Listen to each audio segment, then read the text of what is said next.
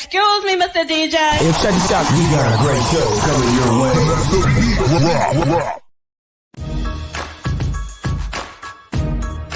From the ECSI Sports Studios, it's the Midday Market Report with Jeff Dawson.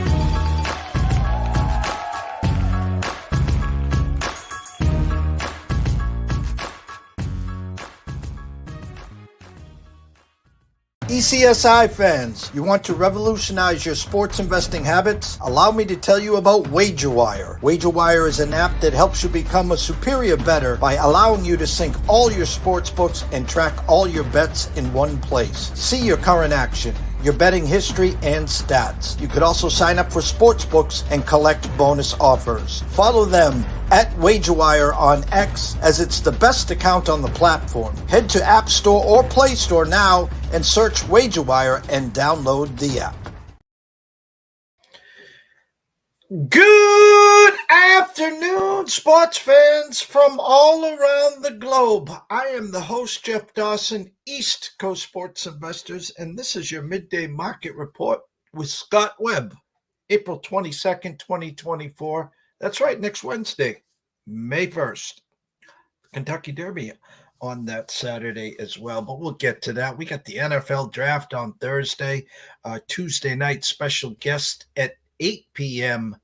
my time, 7 p.m. Central. Brady Tinker worked 25 years with the Cowboys. He's connected real well with Jerry's World. We'll be talking some Cowboys and NFL draft as well. The weekend is over. I reached out to Scott. He says, hey, let's do a weekend recap. Let's talk about the first month here. A lot of injuries. Some surprise teams, some teams, they are who we thought they are. And, of course, you know, some of the juggernauts, the Dodgers, that are reeling a little. I think they've lost 4 out of the last 5 series now. As the Mets come in and take 2. But we got a lot, and we got a 1 o'clock game. Have Scotty break down Oakland and the Yankees from the Bronx, Sears versus Rondon. First and foremost, a shout out to our proud sponsor and partnership with WagerWire. Yes, I know you guys know this by now, but if you're just here for the first time, head on over to Google Play or wherever you download the apps. WagerWire, top corner right there. You see the logo. It's free. Get yourself acclimated to this app. It's a great tool where you can start window shopping. What in your state is available, scroll to the bottom. Start to download all those sportsbook and casino apps. Why? Because they offer great deals, promos, match play, et cetera. It allow you to window shop. Why spend minus 128 when you can scroll to the right and 2 books down and you never left your couch? You can get it for minus 108. 20 cents. Every $100 you bet, that's $20. That adds up every day, every week, every month, and of course, every year. If you're looking to join the WagerWire team, send an email to affiliate at wagerwire.com. Tell them JD from ECSI sent you. Travis, Zach. The list is endless. Alan, Amber, Mandy, Mindy.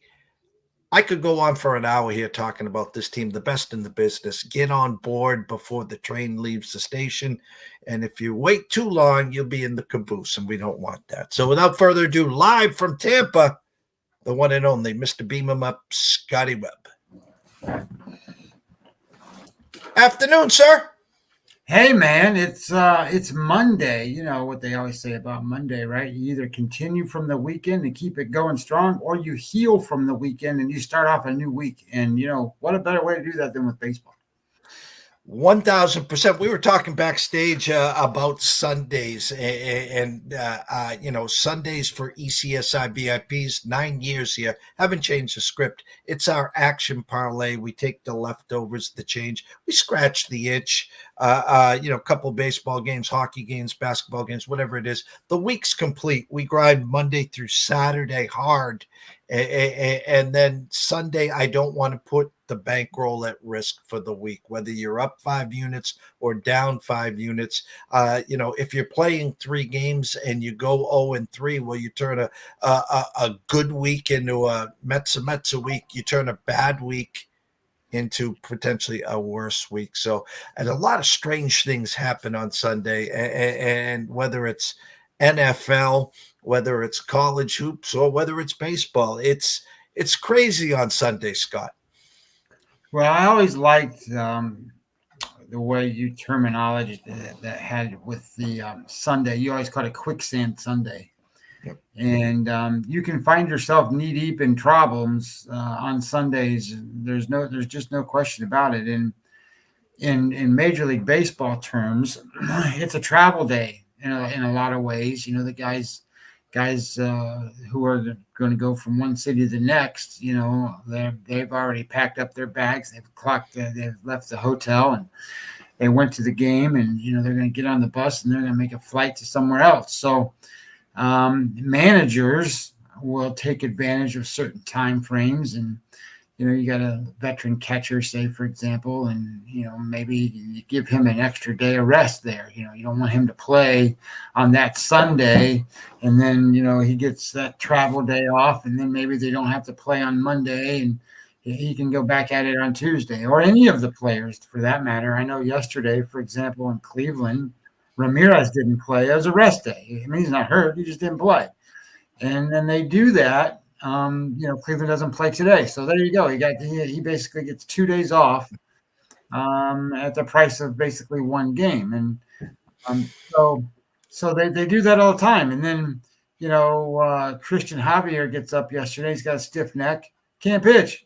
So they put out Brown yesterday, and it's like, oh my God, what is going on with these guys? And then Hunter Brown goes out there and can't beat the Nationals. They beat them 6-0. So it's I always thought that one handicapping strategy in Major League Baseball that's a good one is some of these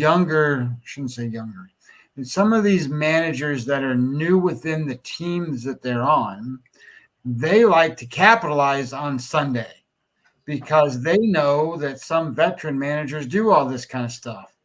And they want to take that Sunday and they want to own that day. That's their day during the week that they want it to be theirs, like AJ Hinch, for example, coming into Detroit. One of the things that he wanted to do over the last couple of seasons is, look, all these other teams are going to give these days away. I want that day. I want us to own Sunday. And that's what they would do. They would go out there and try to win every single Sunday. Not that they wouldn't win every other day, but boy, they were really trying to win on Sunday. So some managers, some teams, some coaches, football's the same kind of thing. There's all kinds of different things that happen. And Sunday is one of those weird days that in Major League Baseball, I don't want to tell you they don't try as hard on Sunday, but truth be told, they don't try as hard on Sunday. And when I was writing the description and when I reached out to you, I said, it's a good spot for a little recap, what has transpired the first month. Again, we all know there's a bazillion injuries, and I'm going to ask you one because you are a former catcher. The who's and who's nots, et cetera, et cetera, et cetera. So before I go there, big, the Mets couldn't win to save their soul to start the year. The season was lost. And out of nowhere, they start winning. And again, they took 2 out of 3 from the Dodgers. Big injury with Francisco Alvarez. The game before, he slides into second rough, and then he gets a foul tip off of his wrist. And next thing you know, the next day he's rounding first, and he breaks his fall with his hand. Torn ligaments, UCL. And the reason I'm bringing him up, one of the better productive catchers in the game, and kind of a heartbeat to help Alonso and Lindor and a few others on the Mets. And in the high stakes fantasy baseball, one of the binkies in the game, seen the doctor's reports. And I've seen anywhere from 3 to 4 months. And again, being a catcher, your defense and offense. Francisco comes out and says, no problem, 4 to 6 weeks. I look at where we are next Wednesday, Scott, is May 1st, as I said. You got May, June, and of course the first week in July is the All-Star break. Here's what my gut says. and this is just me talking out loud. If I'm a Met fan, I'd like to see him in that first series back from the All-Star break. You being a former catcher, and again, every prognosis, every body heals differently. What are you reading with this injury? I think he's gone 8 weeks at minimum. I mean, I think. I mean, when you do stuff to your thumbs and it's your throwing hand thumb, I think you got issues. So I think the Mets.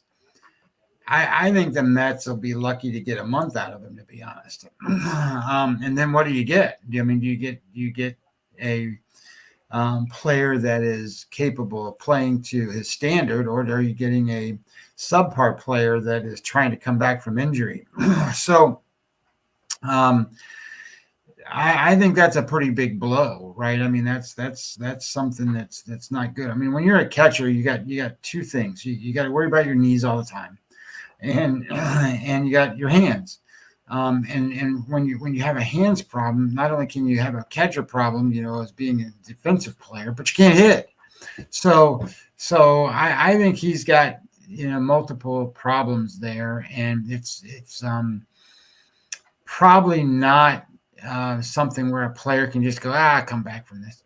Players think they can always come back from this, especially when you're 20 years old. You can look at me, when you're gray and you get old, you get a bump on your knee, and it takes a week and a half to heal your bump on your knee.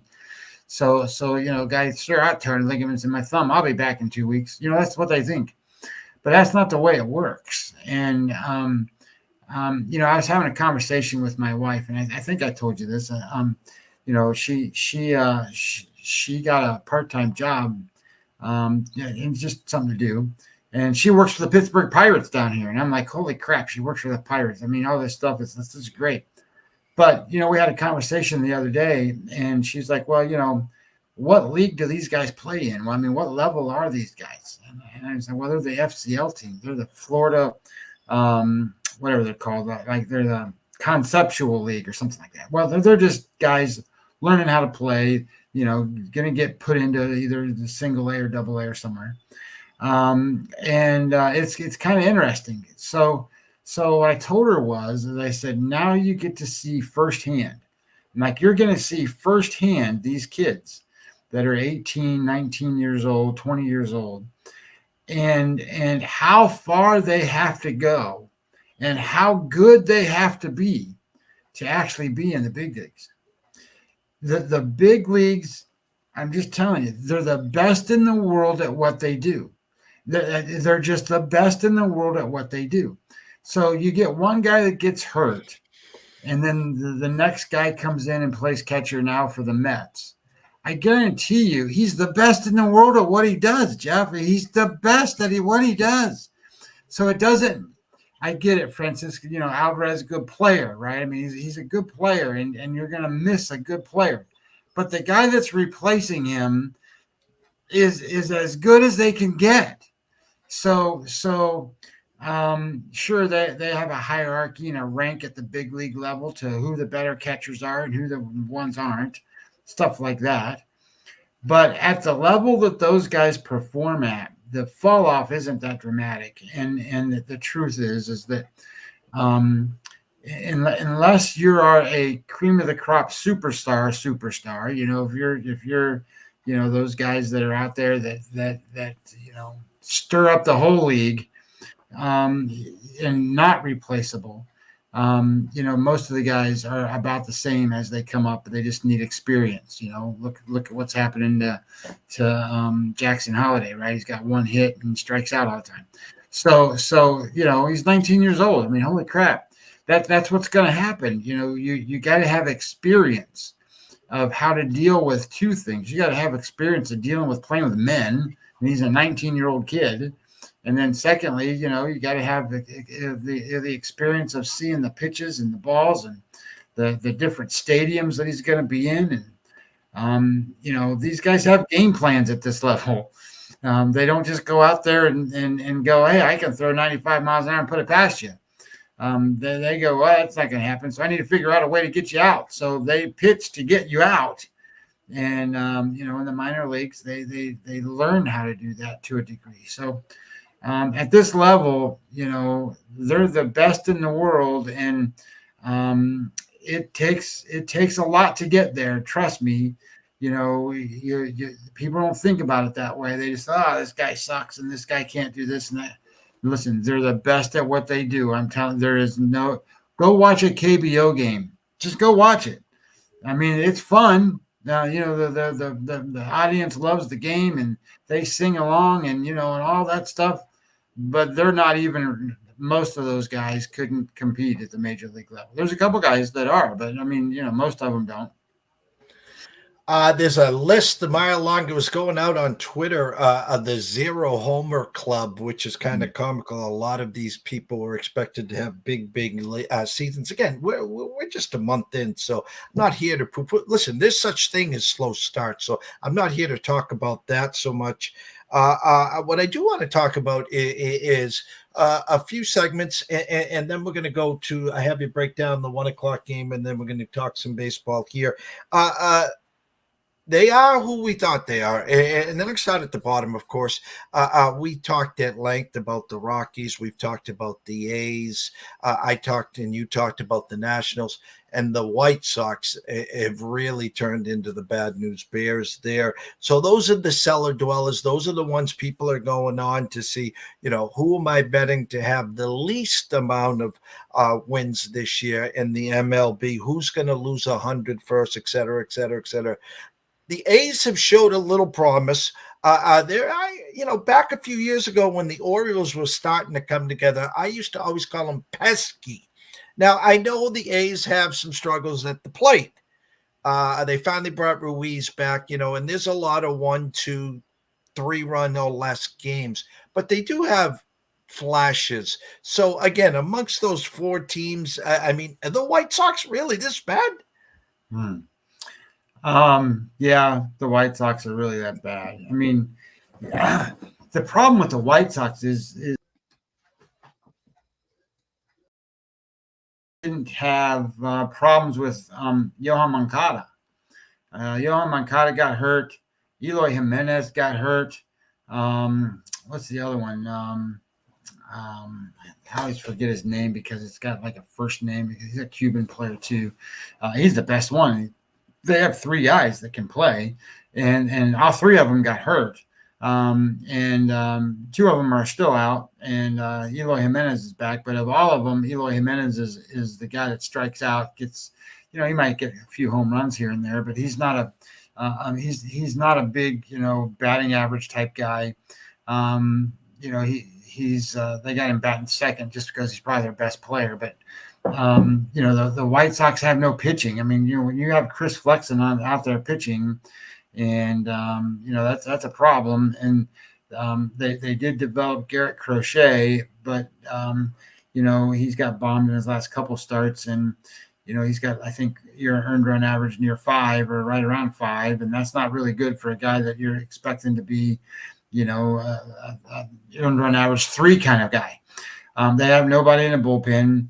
And, I think Brian Shaw said it the best. He just got released. He was a relief pitcher for the White Sox. And he's like, look, man, if I can't make this team, I really need to go back and look at myself because, this is a team full of guys like me who got cut or released from other teams, and we're seasoned veteran kind of guys, and we're trying to make it and extend our careers. And we're playing on this team. And we also have, AAA guys, and that's what we are. We're that team. And if I can't make this team, I need to reevaluate where I'm at and then come back with a better plan. So I think that that's what the White Sox are. I think the A's have a plan. They've drafted a few players. They had some bad success, some poor opportunities over the past few years. So we'll see how their plan is coming into place. They've got a few guys that can play, but they're developing. Those guys are all developing and getting better. I think the Nationals are kind of that same kind of team, where they've got players that are developing. This Abrams kid's really good at playing shortstop for them, and I'm not sure what to make of this Parker kid who pitched now. I mean, think about this, Jeff. Your first 2 starts in Major League Baseball, you have to go out and play the Dodgers in LA, and then your next start is at home against the Houston Astros. I mean, Jesus, and he beat them both. So that's pretty good. So this Parker kid's probably a pretty good pitcher. So I like the development of what I'm seeing from the Nationals. I like the development of what I'm seeing from the A's. But the Rockies are a team like the White Sox. They got nothing going on, man. They got nobody that can pitch. They got nobody that wants to go out there and pitch. They don't have hitters.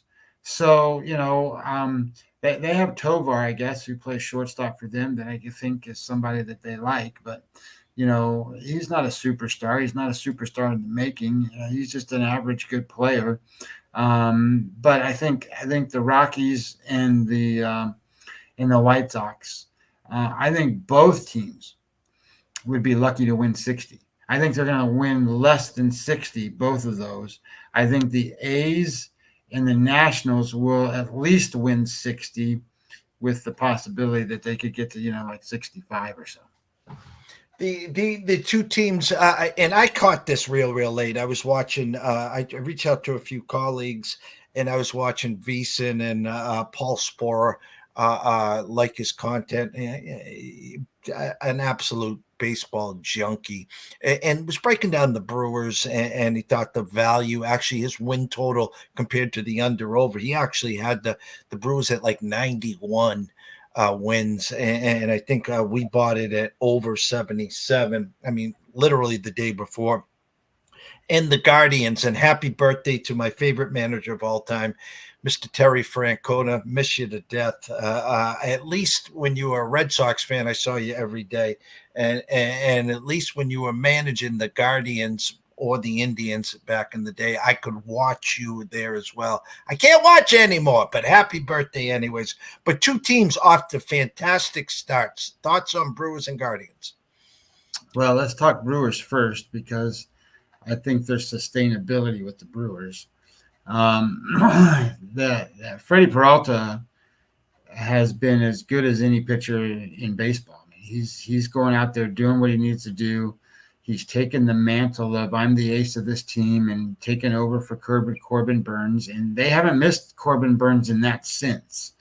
Obviously, if you have a Corbin Burns and a Freddie Peralta, that's pretty good. And then you add Woodruff to that, you're really good. But Woodruff's not going to pitch this year. So the Brewers are still going to have to find a way to pitch at the starting pitching level.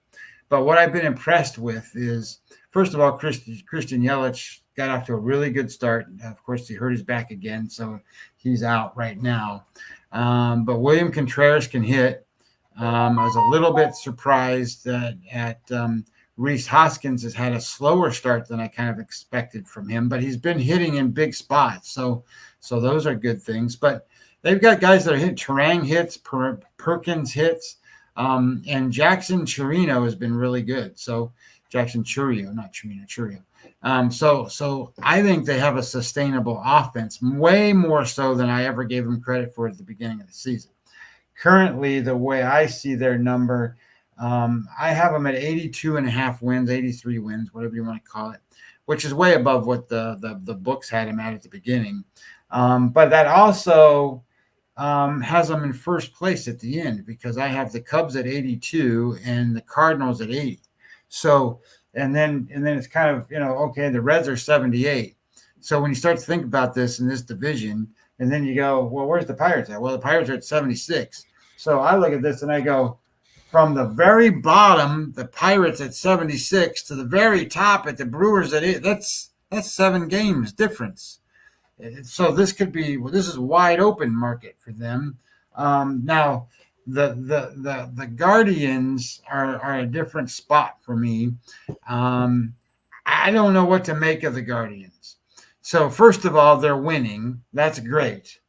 Anytime you win, it doesn't matter how you win, you just win, right? So base runs says they are 3 games better than what they should be, because they've won games because of things happening in their favor. to make it work for them. So they shouldn't have won those games. And I get that. I mean, every team's going to have favorable and unlucky things happen or back and forth. Like the Astros base road runs, they should be 4 games better than where they are. So that sort of balances things out just a little bit in terms of power structure. So that drops me down on the Guardians just a little bit to begin with. But they're playing in a division where the Twins have decided to stay in the clubhouse and don't want to come out with their bats. They just don't want to hit. So they need to get that figured out. The Royals and the Tigers, I think, are a team that are going to fight for that.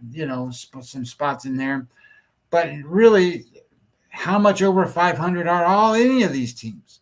I think they're all kind of right around that range. I think the Twins still have the best team. They're just not hitting right now. Just look what happened, like you talked about with the Mets at the beginning, that everybody thought the world was going to fall in on the Mets. And then they started, oh, shit, we got bats. Let's go use them. Well, when the Twins decide to do the same thing, Jeff, they'll take off. And they'll be good. And that's – don't forget, last year I think the Twins – wasn't the Twins the team that set the record for the most home runs? So, they can hit. So I think that the Guardians are off to a good start. I think Stephen Vogt has done something, or the managing philosophy change maybe is a good spark. Not that Tito's a bad manager, but sometimes just a different voice in the clubhouse matters. And some of these guys take off. So I'm interested to see how well they do. I'm really interested to see, like, for that team to do big work, they're going to need Tristan McKenzie. And the latest I've heard about Tristan McKenzie is that he's got issues. Last year he got hurt, and he's got a torn UCL, and he decided, we're not going to have Tommy John. We're going to let my body heal it. Well, he's gone out so far and had very mixed results. His velocity's down, 3-4 miles an hour. That's not good in Major League Baseball these days. And his location's been off. Now, he won the last start, but, he pitched against Oakland. But he's been getting beat up. He had a 7 point something. It wasn't earned run average, but it was xFIP number, predicted number. His metrics were bad. He's not pitching well. And because Logan Allen pitches for that team, and he's also a guy that's a soft tosser, so where are they going to get their pitching from? Tanner Bybee's been he's probably got their best stuff, and to be honest, I don't know how they're going to hold up over the course of the season. But when you are, I just looking at it a second ago, I got it pulled up here. They are the number 1 team in run differential at plus 52 right now, plus 52 runs. I will tell you that this team takes advantage of everything the other team gives them. Everything. They take the extra base. They move runners. Get a guy on second base, he'll be at third base, and the next guy will hit a ground ball and he'll score. That's the way they are. A death by paper cut, man. That team, and then they'll get another guy on base or something, and then they'll get a big hit, and all of a sudden they got 5 runs, and you're like, what the hell just happened? But that's the way the Guardians have been playing, and I don't know how sustainable that is over the course of 162 games, but over the course of 25 games, 22 games, they look like juggernauts. But I would say they're going to fall back to reality at some point. And I don't know that what do they always say? Sell high and buy low, right? Well, I think if you're going to sell high, this is about as high as you can sell the Guardians right now. And this is about as low as you could buy on the Twins. And, this would be that's kind of how I would view it. I would view it as I would rather buy the Twins right now and sell the Guardians than the other way around. I'm shocked and amazed at how the Guardians are doing, because I think it's great. It's a great story. It's fun to watch. But at the same time, I don't think it's sustainable. And I wouldn't be doing my job if I didn't say hats off to the Yankees in their start. I didn't see this coming. And again, some anemic bats. Again, struggling with the wood, but here they are atop of the East. All the teams in the East, the Yankees, the Orioles, the Jays, the Red Sox, the Rays, and again, hats off to the Red Sox. I don't know what the Bailey kid has done or said, but their pitching has been off the rails, and I think they are now 10-2 if they don't commit an error, and like 2-10 when they do commit errors. And again, I could talk for days here. We're just not when the Dodgers get their 35-5 run. We know it's coming. It will be there somewhere down the year. The Braves are the Braves. We expect the Astros to wake up and stuff. So I guess what I want to do right now, Scotty, it's 12:40 as we speak. First pitch at 105. Oakland at the Yankees. Sears versus Rodon. I had an overnight number of minus 245. Currently minus 245 at the Superbook. 239 at the Circa. Good morning to Mr. Benson, Mr. Stevens, and Mr. Metcalf over there. An over-under overnight of 8 now is tipped to 8.5. So thoughts on that game, and I'll give you the front stage for that as well. Yeah. I can't tell you that I expected the Yankees to be the first team to win 10. I would also tell you I don't think they're going to be the first team to win 20. Now, having said that, for them to really be good, they're going to need the guy pitching today to be Carlos Rodon that they thought they paid for. Carlos Rodon to this point has had a struggle. I mean, he's still struggling. His velocity's back. I mean, he's throwing 96, 97 miles an hour, but he's having to really, really work to get outs. And that's probably not a good thing for him. Maybe over the course of as his arm continues to get better and healed, maybe he'll get through some of that. He's a hard-nosed guy. He's one of those guys that's a bulldog kind of pitcher. He'll go out there and throw 150 pitches if you let him. But at the same time, for the Yankees to be, very, let's say, in the competitive nature of World Series contenders, they need Rodon to be Rodon, meaning that they need him to be the best left-handed pitcher in baseball. That's what they thought they signed, and that's what he needs to be, because at some point Garrett Cole will come back.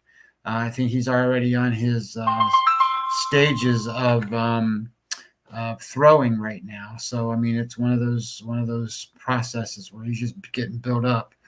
And I got to tell you, Soto's been everything that you could ever ask for if you're a Yankee fan. I mean, he fits in with that team. He fits in with that city. And where I think it fits in the best is he didn't fit in San Diego. And the reason he didn't fit in San Diego is because that's a team full of superstars. I mean, Tatis is a superstar. Machado was a superstar. Bogarts is a great star, and Soto goes out there and fits, and they're all trying to be the superstar. So they kind of have internal fights with each other about who's the best one. So they didn't mesh. So it goes to the Yankees. Yankees, yes, Aaron Judge is a superstar, but he's that low key. I'm not going to be the guy with a shiny light on me that I go out and do a jitterbug dance. Soto's the jitterbug dance guy. He's the guy that wants the light and wants to go out and wants to be, the superstar of superstars. And now he's got the team to give it to him.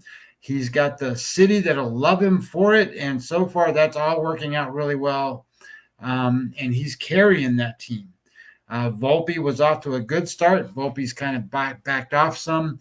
Stanton is still Stanton. He's going to hit some, but he's going to strike out a lot. Rizzo, I think, is washed.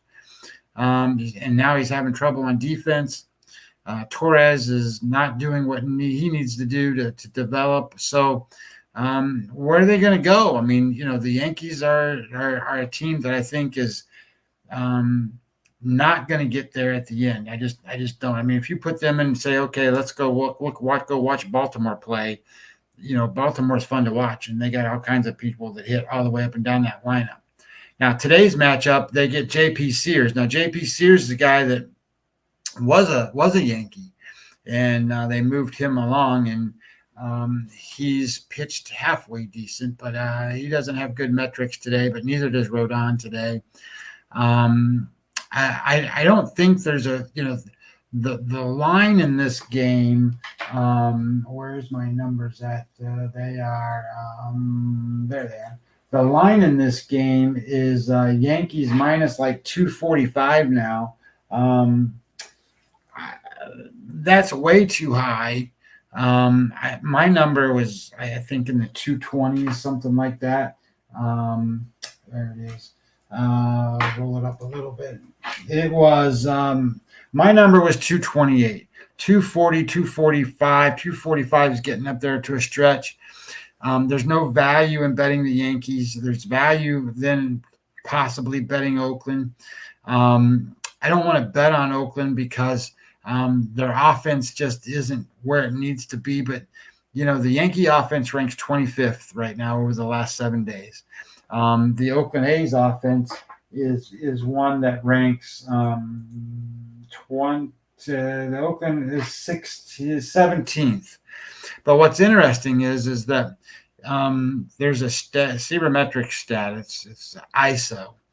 ISO, basically all it is it's kind of like total bases, where it counts home runs, but it also looks at doubles and triples, and it looks at that as a power metric. And where Oakland is ranked 16th in offense, they're ranked 7th in ISO right now. The Yankees, you would think, okay, all these power hitters, they are 24th in ISO right now. So they're matched up. They're not hitting the homers. Other than Soto, that nobody's doing anything. So how can you really go out there and spend 200 minus 245? So I would tell you there's value on looking at the side that plays on Oakland. My score predictor that does things based off the pitching performances and things today, it actually shows this game as being calls for a tie. It's 4.2 to 3.9, so 4-4. The wind is blowing to right field, but not so much that it matters a lot. It's like 8 miles an hour. So you really need to get it closer to 15 for it to really carry. So if I was going to bet it and had to bet it, I would bet the Oakland A's side of this. I would not bet the Yankee side, just in terms of value and dollars and numbers and whatever. That doesn't mean that I think that Oakland's going to win. I think that certainly if J.P. Sears is not on his game, I think that the Yankees can have their way with him. And if Rodon is on his game, then the A's are in trouble.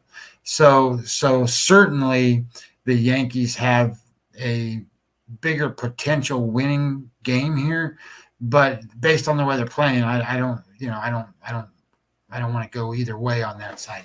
So I would look at it dollar wise. If you had to make a bet and it's your money and you walk up to the window, you have to make good bets, right? So if you make good bets, you have to bet on Oakland. But in your head, you go, "Oh my God, I can't bet on Oakland," and I get it. It's just a weird spot. Looking at today's menu here, everyone, standing room only this morning, actually this afternoon.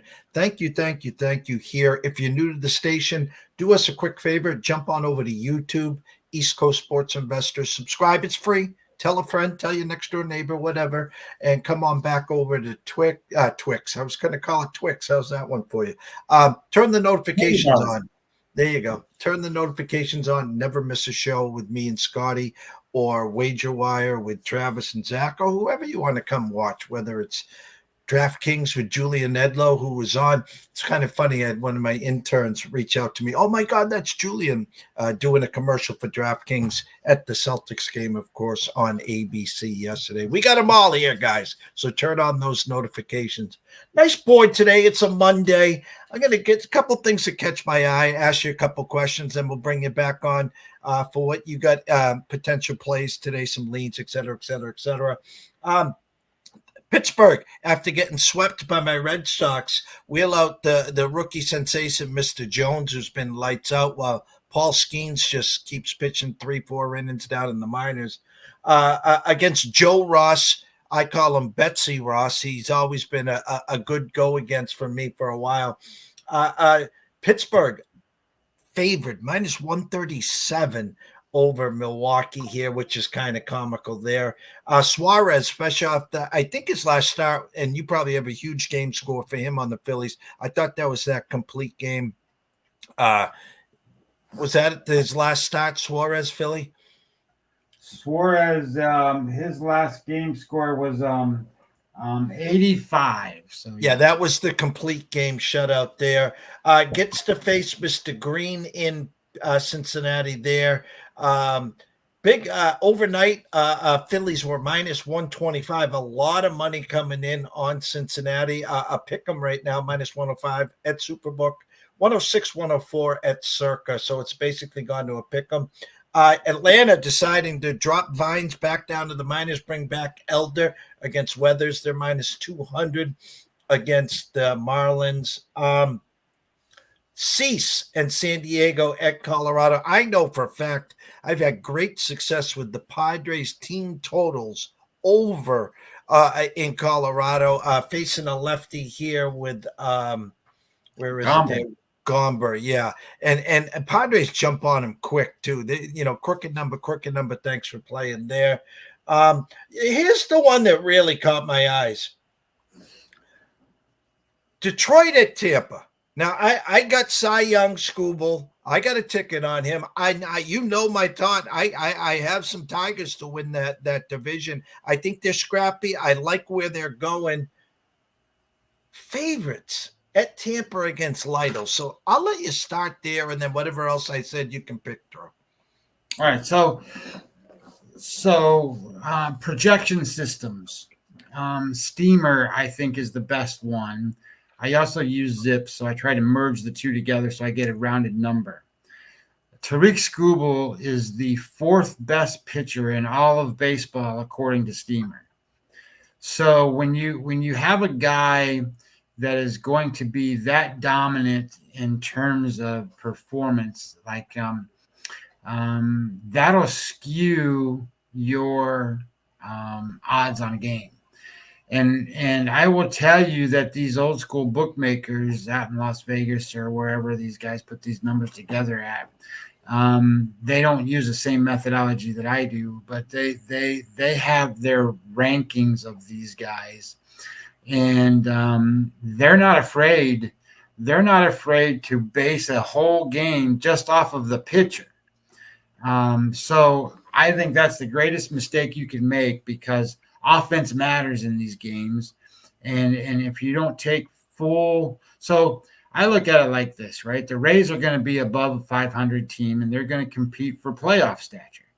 I think Detroit's going to fight to be a 500 team. They're going to have to do everything they can do to be a 500 team. And they're going to have to do everything they can do to score runs. So I get it. My number on this game is Detroit minus 103. So that's a flip of the coin for me. That's like I don't do, like, my numbers won't come out and be minus 110 on one side, minus 110 on the other, or minus 105, 105. It'll be, well, the winning percentage is 50 point something that this team's going to win, and that's kind of where this is at for them. It's actually that number is 51. My number is 50.38. It's almost as close to a 50-50 game as you can get. So when that happens that way, you got a home dog now that certainly can win this game, and has been in big games, knows how to play in these games, and to be honest, I don't know how they've done it to this degree so far. Yandy Diaz is, and I might have said this before, I think he is the most underrated superstar in Major League Baseball. Now, having said that, he's not hit yet. He's not doing his yeoman's work right now, and neither is Randy Arozarena. So the two superstars that the Rays have, they're not doing anything, and they're still over 500, won 13 games or whatever the number is. So I don't even know how they're winning these games, because they're getting the Pulacities, these guys that aren't, you never even hardly heard of, that are doing well. Rosario's playing really well for them right now. Even Jose Siri is not doing great, who hit almost 30 home runs last year. He had kidney stones, so whatever. So these guys are having their issues. And now they have to face Tariq Skubal today. So that's not an easy thing. But they've seen him before. It's not like the first time they've ever seen Tariq Skubal. He's been Tariq Skubal is not Jones in Pittsburgh. Like Jones in Pittsburgh is a guy who just popped on. Nobody's ever seen him before. Tariq Skubal's been around. I mean, he had Tommy John. So it's not like he hasn't had 3-4 years in the league. People know now he's made a few changes, and that's why he's really good compared to what he was. But my opinion on this game is that it's really hard to bet against the Rays at home in this kind of an environment against a team like Detroit, even with Skubal on the mound, because you're getting the Rays at a home dog price, and people don't know this Lytle guy, and he has got no stuff. There's no comparison. When you go out and watch him pitch, you're going to go like, holy crap, I bet on this guy. He's rolling the ball up there. But the reality is he puts it where it needs to go, and he gets the outs he needs to get. And those are the kind of pitchers, Jeff, that I think the Detroit Tigers are going to have trouble with.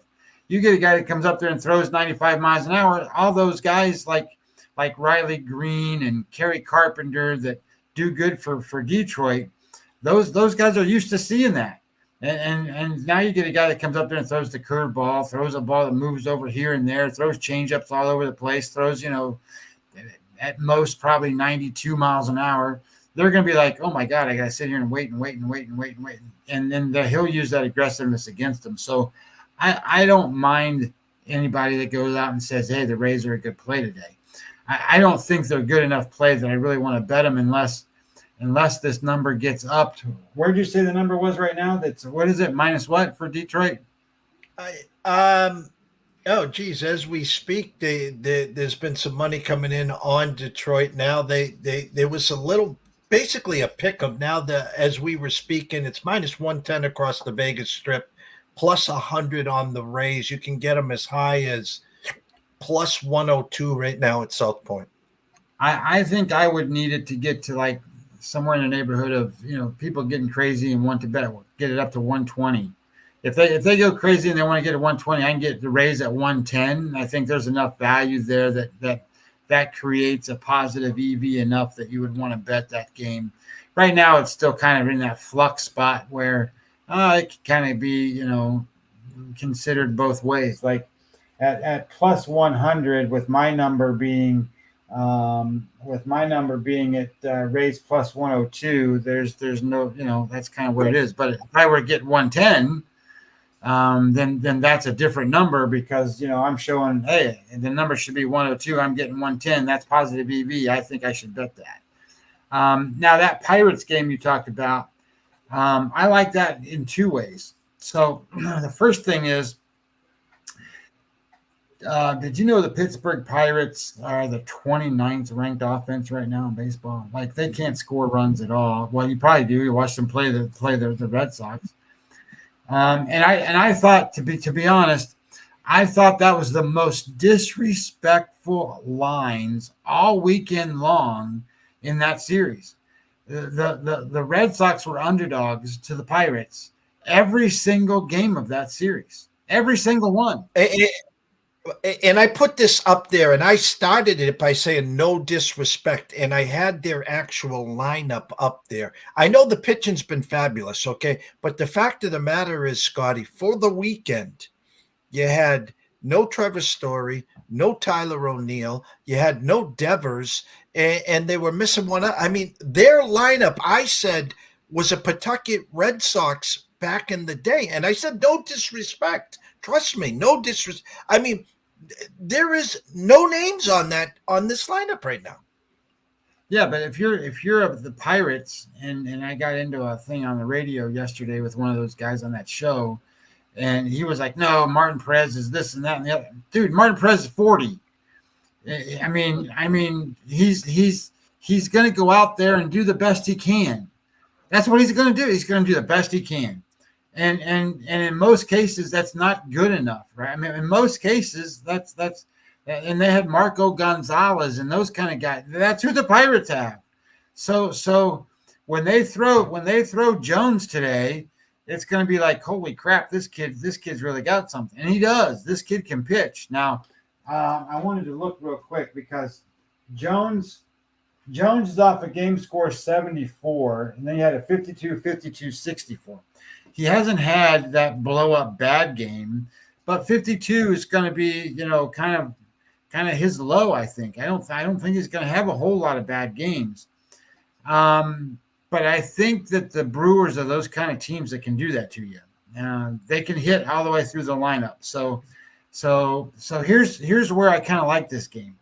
I think Ross, who is way more hittable than what Jones is, has pitched pretty well.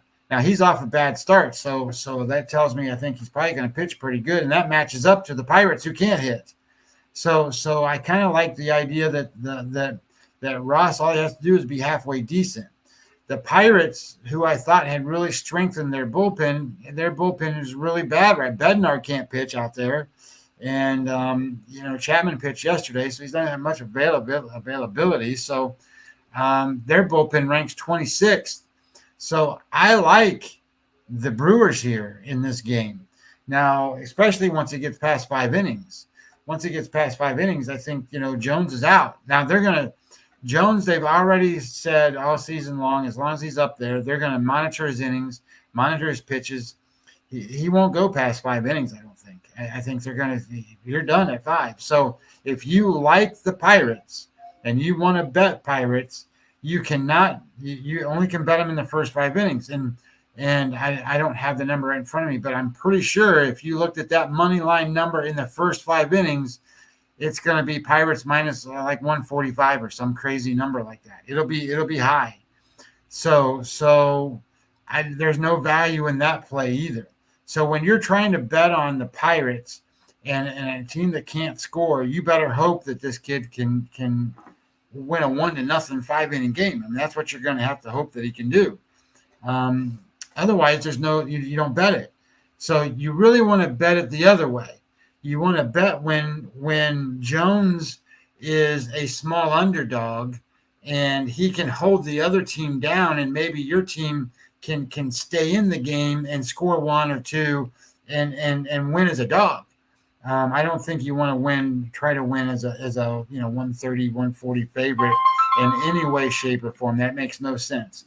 So the value here is on Milwaukee. My number in this game for the full game is minus 103. I got Pittsburgh minus 103, and that's because Jones is so good. But the number is minus 135 for Pittsburgh. So there's all kinds of value then on Milwaukee. So the other part comes in, Jeff, and I look at it and go, well, if he has success and he holds them down, and say it's a 4-2 game, why not play the under? I think you can play under in this game too. And I think, the way the score predictor come out is because it's 4-2 Milwaukee. I think that makes total sense. And at 4-2 Milwaukee, that's under, what is it, 8.5? So I think that's under that number. And I think you can capitalize either way. So it depends on really how do you want to handle it. My thought is you're getting better value on Milwaukee to win the game. And just if Pittsburgh wakes up and decides to hit or do whatever, you're still in the game because, Milwaukee can do the same thing, and then you lose your over. So I think I'm going to play this game, Milwaukee plus the number. Overnight was 8.5. It is 7.5 across the Vegas. I just want to play. I'm going to play a little devil's advocate here. And again, I don't like to play this game, the mental part, but it just looks like the perfect storm. And I know exactly what you're talking about, having to pitch their ass off.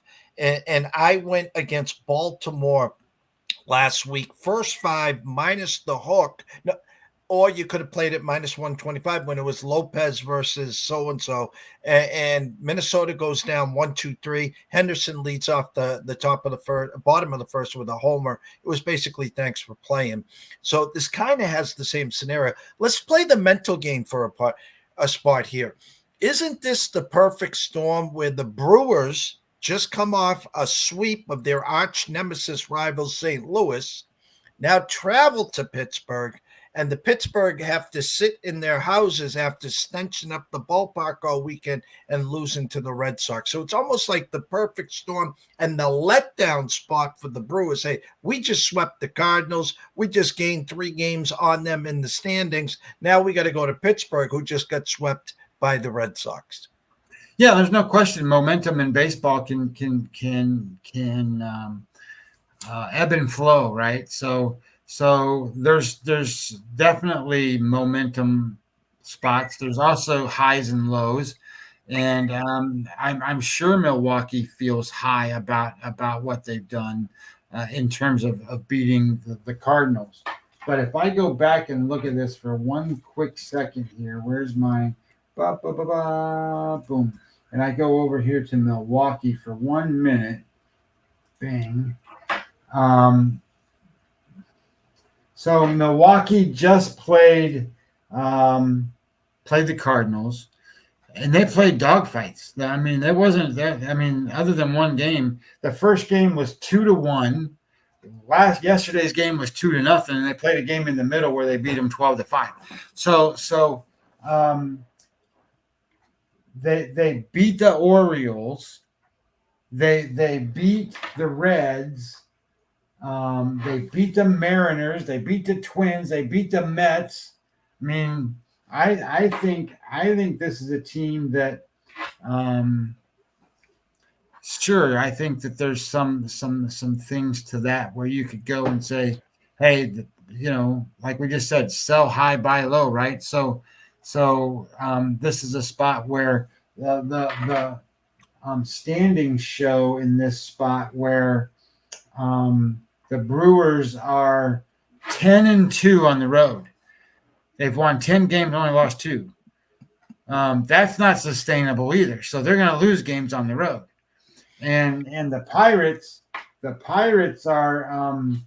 3-5 at home. So that could be that could stay that way. I mean, sometimes these teams don't do good at home. But I can't put myself in a spot where I'm going to back a team that on offense is ranked number 30, or not 30, where are they? They're ranked they're 29th, and they're over the last 7 days, they're scoring 1.5 runs a game. So in a lot of ways, they can break out of that, but they don't usually break out of that when they go out and score. Okay, we're going to score 9 runs today. Usually what happens is they get 3 or 4 or 5 runs, and then the next game they get 3 or 4 or 5, and then all of a sudden they break out and get a big game. So my thoughts here is that Jones hasn't had a bad day. Now he's had 2 averaged games, but he's off a big start, and he's got good stuff. But in the Major League Baseball, like we talked about the Rangers and Leiter, that kid pitched the other day. Boy, he had great stuff that day. His stuff was really, really good. He got lit up for 7 runs. Now, one of them was 3 runs was because the guy couldn't catch a fly ball in the outfield, but that's either here nor there. But the reason that he got lit up is because it doesn't matter. If you throw 96, 97 miles an hour and you put it on the center part of the plate, they're going to hit it. These are the best players in the world, and they're going to hit it. Now, if you can put it on the corner, if you can put it high and tight, or if you can put it high on the outside, or you can place it kind of where you want it, that's when you're going to be in good shape. So these guys come and go with that to a degree, and I'm not sure that there's been spots yet where Jones has had to fight through some of that. The Brewers are pretty good about hitting balls in the strike zone and making sure they're not chasing too much. So I agree with what you said. I do think this is a spot where certainly Milwaukee can come out of this going, man, we just beat St. Louis, kind of a rivalry game, and now we got to go play Pittsburgh. I can look at one other thing, though, too, real fast in this spot where baseball, go to here. I can tell you a little bit about that series with these guys.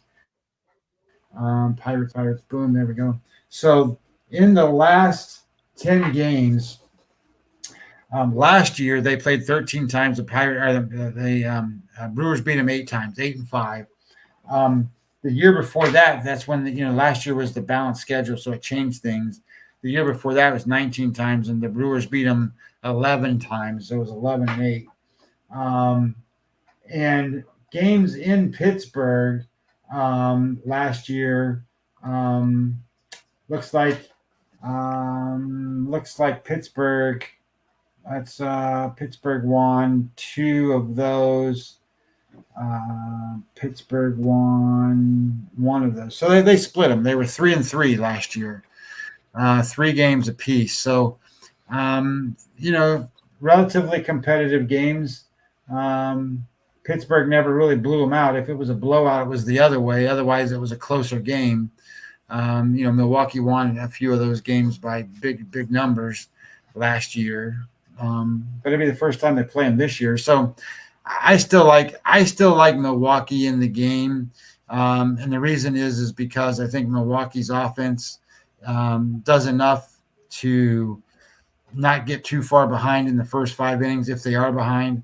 And Pittsburgh's offense, they can't hit, they can't score. So, if they get to a point where they do score, I think Milwaukee can come back against the bullpen that Pittsburgh's going to throw.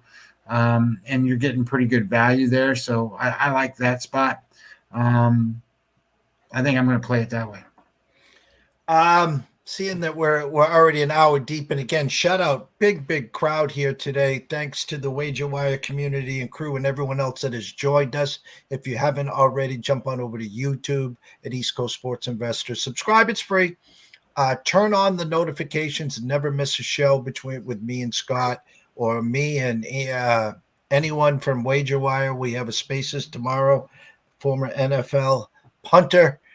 We will be talking with, and at 8 o'clock here, we're talking Cowboys. How about them Cowboys with Brady Tinker as well, and the NFL, Jeff.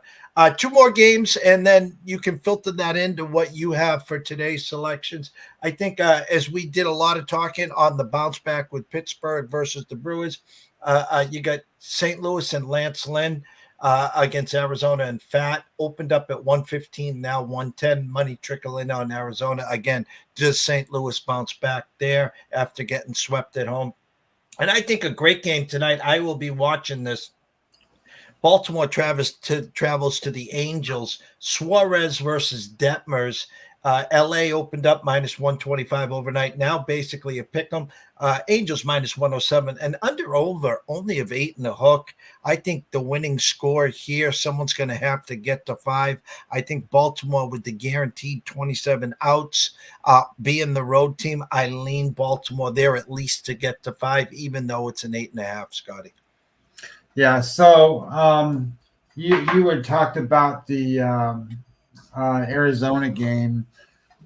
And what's interesting about that they've already played each other this year. I mean, people don't really recall, I don't think, but St. Louis went out to Arizona already, and St. Louis was 1-2 against the Diamondbacks. And the game that they won was against Fad. They beat him. Lance Lynn didn't win that game, but he pitched really well. Fad was bombed in that game. I think he pitched.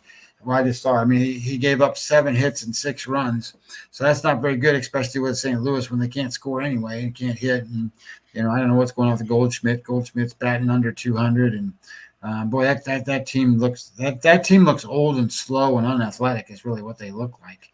That they got a great shortstop. That kid Wynn is playing really good at shortstop. But other than that, I mean, I don't know what they got going on out there. And then Lance Lynn, boy, he's a bulldog of all bulldogs. But he's just going to go out there and throw fastballs and cutters, and if you can hit it, well, he's going to say, "Here it is, hit it." He's walked guys too, so I think people forget who was in the World Series last year. It was the Texas Rangers and the Arizona Diamondbacks. And I mean, I get it that, they had to figure out how to get there, but they had to beat the Phillies, and they had to beat the Braves, and they had to beat all these teams to get in there, and they did. And they had to beat the Dodgers. So I think that a lot of times these Diamondbacks are going to be good guys to bet on. And especially when Marte is playing very well. So when he's playing well, you want to bet on him, and he's doing great right now. I mean, wouldn't be surprising to me if he goes out there in the first at bat hits a home run, because that's what he does. He goes up there and gets them ahead. Some of these guys haven't really started hitting yet for Arizona, but they're going to hit better, probably so, than what I think St. Louis does. And yes, I think that you can look at it and go, well, Arizona just came off a series with San Francisco, and they beat Hicks yesterday. And that's a pretty good deal, especially when you're supposed to throw Merrill Kelly, and Merrill Kelly comes up, and I don't know what happened to him. He couldn't pitch yesterday either, so they put in another guy, Sassoni, and they beat San Francisco in San Francisco. So I think that's one of those teams that fights hard, plays hard, doesn't give up any outs, and St. Louis does. So I like Arizona to win that game tonight.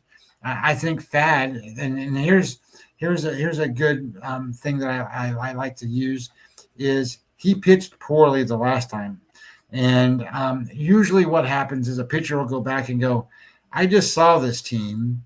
What did I do bad? Where did I put the ball? And so he's going to go out and make all these adjustments, and he'll pitch a lot better this time. And it kind of works the other way too. Is like when Burns went and played against the Royals in the first game that they had, he got hit up a little bit, and the Royals, they were facing that kid that pitches or the Orioles were facing the kid that pitches for the Royals, and they couldn't hit him at all. They went back and said, well, what was he throwing? And how was he? And they made their adjustments. So they make adjustments when they've seen each other within that short window. I think Fad pitches really good. I think St. Louis, Lynn's just going to go out there and throw like what Lynn does. St. Louis bullpen's been pretty good, but again, this is the 28th ranked offense. I mean, these offenses they're just awful. And I think Arizona can do enough. I think Arizona wins that game tonight. Now, you had mentioned this Baltimore game, and by God, are they? If you've got the MLB package and you're not watching Baltimore games, man, shame on you. They are so fun to watch. They just go up, and all they are is just guys one after the other. They can all hit. Everybody in that whole lineup except for Jackson Holiday right now. So as they go up there, you just go, oh, shit, they're never out of the game. I don't care how many runs behind they are. They can score 5 at any point. And that's a good feeling to have. So this another rematch, though. I think everybody forgets they already played each other. So at the beginning of the season, the Angels played their first 2 games against the Orioles and got slaughtered. I think the first game was like 9-0. The next game was like 7-0. And then it was like, okay, well, Detmers is going to pitch today, and we got to bet on Baltimore again. They're going to just kill him. Well, Detmers went in there and just shut him down. Detmers is a pitcher that I don't think people are giving credit for how good he really is.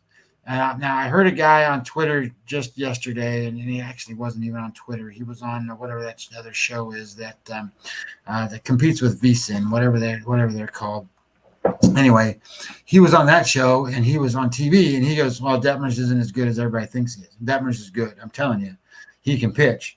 Now, again, here we go. Baltimore is going to face him, and they've already done this and shown that they can make the adjustments and hit these guys. I expect them to do a lot better. But I also expect Alberto Suarez, who's going to pitch for the Orioles tonight. He's like 34 years old, and his last start was a good start. The previous start before that was like in 2019 or something, 5 years ago. So So I think the Angels can hit him. So I know that number is kind of a low number. I think this game goes over the number. I don't think, and Baltimore's had struggles in Kansas City with their bullpen. So I think this is a better spot to play the over as the Baltimore adjusts to Detmers tonight. I think that's probably a better solution than looking at it going, oh, I want to pick this side as the winner. Anytime you can bet Baltimore as an underdog, why not? The problem is Suarez is going to get hit too. Closing up shop as we always do, I like to say your final thoughts here. With that, are there any selections to give out to everyone watching and listening today?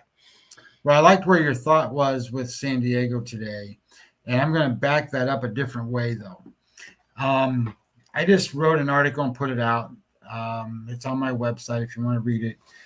You can also sign up to get these to your inbox for free. I mean, it doesn't cost you nothing. Just be part of the newsletter program, and they come to you anytime I write an article.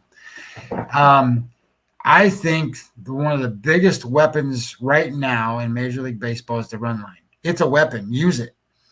I was on the show with you. I don't remember when it was, but we talked about the Mets, and the Mets were playing, and I think they were playing the Pirates that day, and Severino was on the mound, and it's like, man, it's hard to back Severino, but you handicap the game and you start looking at stuff, and Severino was like minus 120 or something, or 125, and it's like, okay, yeah, that's pretty good.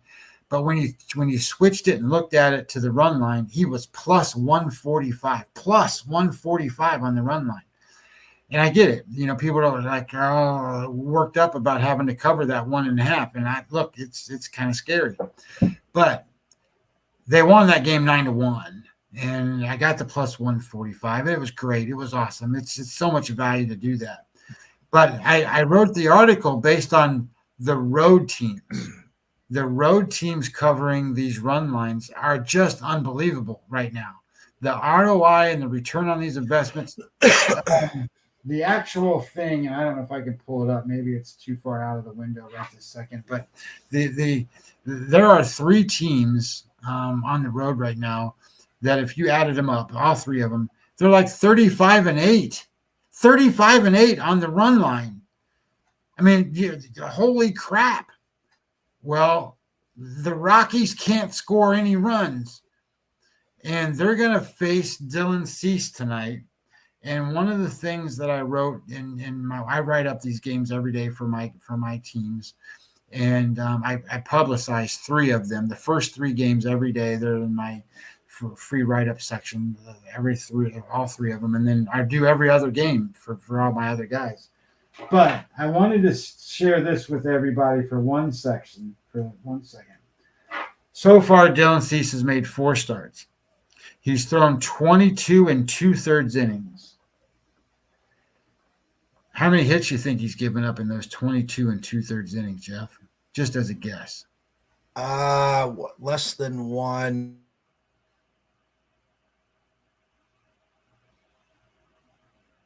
Well, you froze on me, so I'll just he in those 22 2/3 innings, he's given up 10 hits. That's it. 10 hits. And he's going to face the Colorado Rockies offense. And Austin Gomber's on the mound for the Rockies. So he's not a strikeout guy. So you're going to have balls in play. You're going to have a big advantage for the San Diego offense. And you can play San Diego on the road tonight, minus 1.5, minus 110. That's what I did. And I think that's a great play. I do like where you were talking about, okay, over 5.5, right? Team total over 5.5. I just played them on the run line, minus 1. All they got to do is win by 2. And if you haven't watched them play yet, their bullpen's pretty good.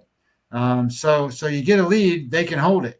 So that's part of what you got to look at when you're playing on the run line.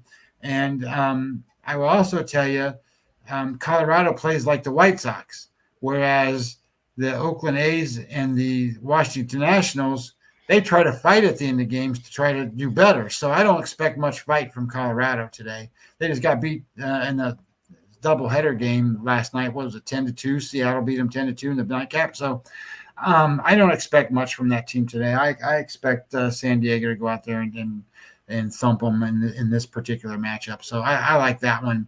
But that's the only other one that I have that we didn't talk about that we probably should. Where can they go find your work, Scotty? Yeah, MLB-daily.com is a website. On their website, there's a section tab there that has a baseball gambling tab.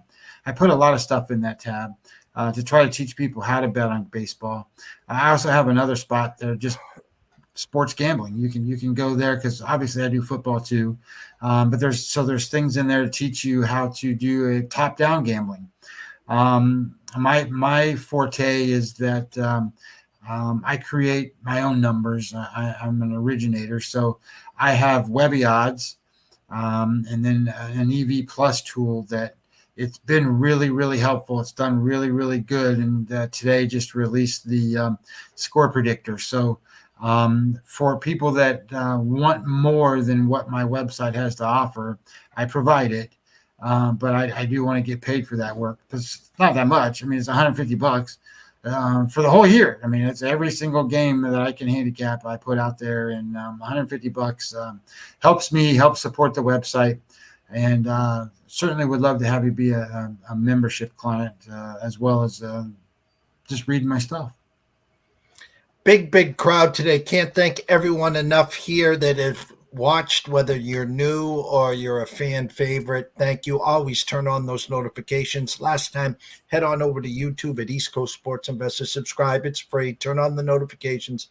Never miss a show with me and Scotty, the odds couple, as Mr. Lucky likes to say, at 5 o'clock.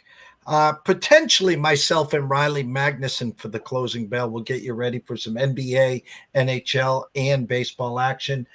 In the Bronx, top of the second, 0-0, Oakland and New York. Been a great show as always. Please go follow Scotty on Twitter at Webby20MLB. Go follow myself at EC Sports Invest. And have a great afternoon, and we will see you soon.